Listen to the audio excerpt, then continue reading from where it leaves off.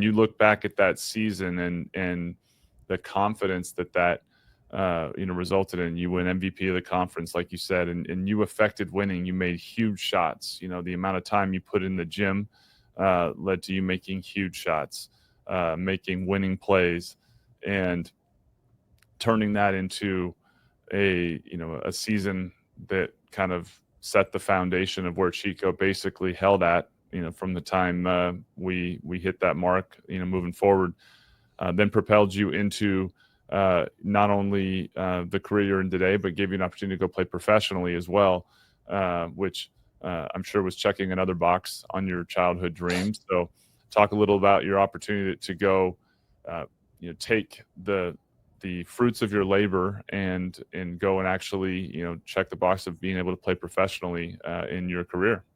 Yeah, for sure. And kind of before I jump into that, your commentary kind of sparked one of the things that really stands out about Coach Clinkan, about you guys in general, is, and I think it's a powerful lesson. It's one that I still need to get better at as a coach, but I think it applies to a lot of different walks of life. Is there were times I played really bad, like that I did not, my senior year, I did not. I think there was like a time, I don't remember specifically, but it seemed like it was like a 4-game stretch where I shot like 20% from three, or it might've been, I don't know, something like that. And there were times Coach Klink would call me in after I played bad, and I would sit in the office with you guys as staff and be like, hey, like, you're our guy, like, we're going to rock with you. You know what I mean? And I think it applies, to parenting, to business, to whatever. It's really easy to believe in people and give them confidence when they're good. And I think like it stuck with me a lot more to when I was like, I suck right now and I am killing us. And these guys still and these guys still believe in me and they still rock with me. And I think it made me want to run through a wall for the program. You know what I mean? I think that's what allowed me to have the success that I had, is the belief that you guys as a staff had in me. But I was so fortunate to, and it's kind of funny. You said you talk about professional basketball. I didn't really know that like overseas or non-NBA was a thing until I got into high school. Like I worked out with a guy, I remember when I was a freshman, that said he just got done playing a year in England. And I was like, what? Like, how does that, like, what does that even mean? So then I started like research things and whatever. And, I found out, that once you can get passports if you have ancestors born in specific countries, whatever. So I was not getting recruited to play high school or to play college basketball. And I would run around and I would say, I'm going to play in the Mexican NBA. Like that's what I would tell my parents at dinner. And it's just funny, like the universe conspires, to help you out. And so after I finished, I still remember I didn't want to take my jersey off at Chico when we lost at Western Washington. And I was like, that might be it for me, And then even though I knew that like I wanted to try to keep going, but I was like, people are like, oh, you were MVP. I was like, yeah, I averaged 9 points a game. Like I was not good, like in terms of what a professional scout would be looking for, but luckily my grandparents were born in Mexico, and I got connected with guys, and I signed a contract to play in Mexicali the year after I graduated. And I played with some amazing players there. It was such a awesome experience for me.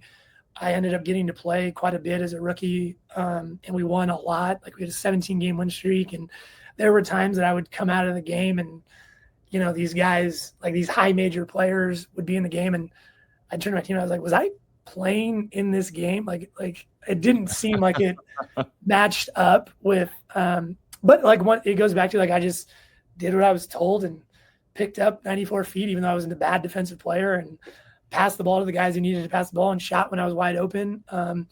And it was really like an amazing experience. And, I was torn on whether I wanted to go back and do it, but I knew I always wanted to get into coaching. And Coach Arginal from Chico at that point he was at Rice, and he got the head coaching job at Cal State East Bay and offered me $5,000 to be his second assistant coach.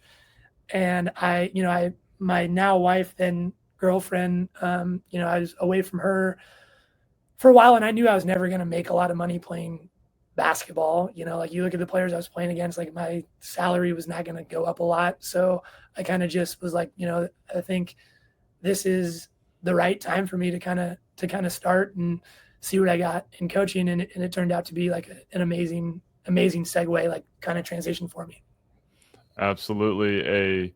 A difficult decision to make at any point, right? When you finally kind of make the all right, I'm hanging it up. It never feels like it's slow enough. It always kind of feels sudden, or maybe you don't necessarily know it's going to be done until it's already transpired and happened. So, I feel like it's the harshness of sports, right? Is that it just kind of comes to an end in some way, even if you still hang around. But getting to coach and stay with it, you were wired to be a leader, and you touched on something that I think is important, which is external belief, right? I think all of us, no matter what we're doing, external belief is a huge part of helping to create the internal belief. And I think great coaches understand the difference between coaching hard, surrounding work ethic, attention to detail, all the things that are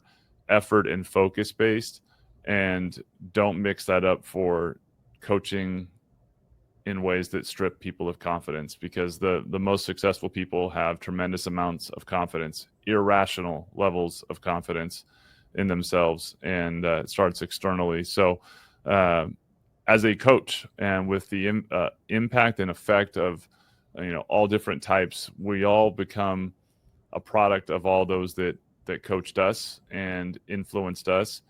What would you describe yourself as in terms of as a coach today, and maybe from the beginning of your career to now, in terms of your style and your overall viewpoints on how you can affect kids as a coach and as a leader in their lives?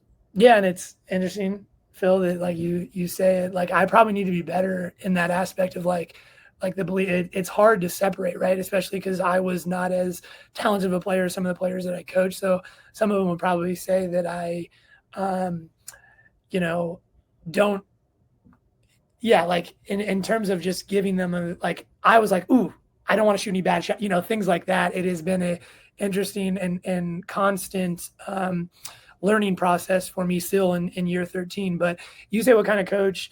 I would say, to kind of sum it up, it's just relationship driven. It's kind of what I learned at Chico, and I think as I've gotten older, your role or way that you build the relationship has still changed a little bit, in the sense of like how hard I'll coach guys. Or when I was a young buck, a lot of it was just like trying to be as positive as I can and leave like the challenging of players to other people. So when now I kind of am, I don't want to think old, although my hairline might disagree with me. I think that I now like challenge guys a little bit more, and it's out of like love and like achieving, like their highest point of whatever that is on and off the court. But I would say it's all relationship driven. Like my favorite thing is when guys text me after they're gone and, fill me in. And I try to stay in touch with guys that I played with or played for. I say it to everybody, like every single player I recruit is my pitch is pretty simple. I had a lot of success and was able to play professional and won championships, all those things.